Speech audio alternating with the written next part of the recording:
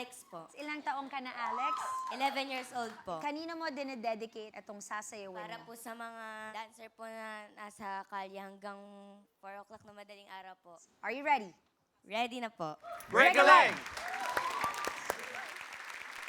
Last name ever, first name greatest, like a sprained ankle.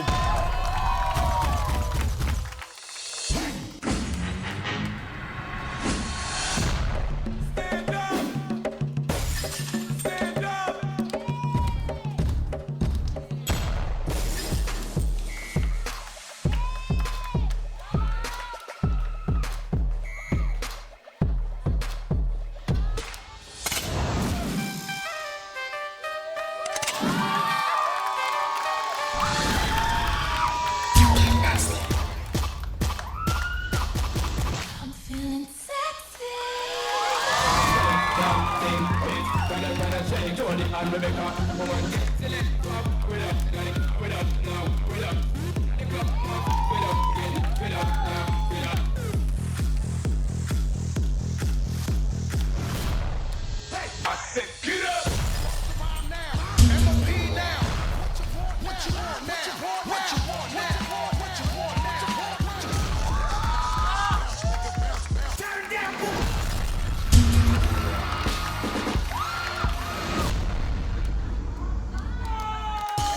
Alex, that is what attitude is all about.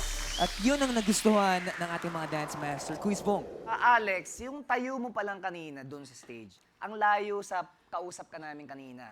Parang naging monster ka na. Yun ang hinahanap kong projection, yung gano'n, sumasabay sa music. At alam ko, marami ka pang magagawa, kaya ipagpatuloy mo yung pagsasayaw at pagmamahal mo sa kapwa dancer mo na nagre-rehearsal. Kasi ganun din ako nagsimula dati.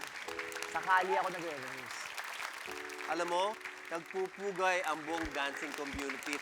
Pagpasok mo pa lang kanina, nag-glow ka, nagsasparkle yung mata mo, tapos sumayaw ka at sumabog ang buong studio sa power mo at maturity.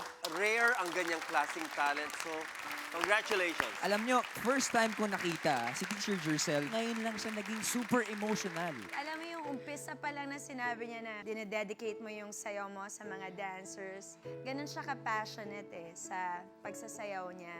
At nakikita niya ang hard work ng mga dancers. Alam niya at an early age. And I see a lot sa sarili ko sa kanya. Nag-start ng bata at yung passion at yung dedication, malayo ang mararating mo. And thank you for dedicating your dance sa mga dancers. Thank you, Dance Masters. Yung passion na yan, makikita natin sa next step ng ating competition. Palabaan po natin, Alex!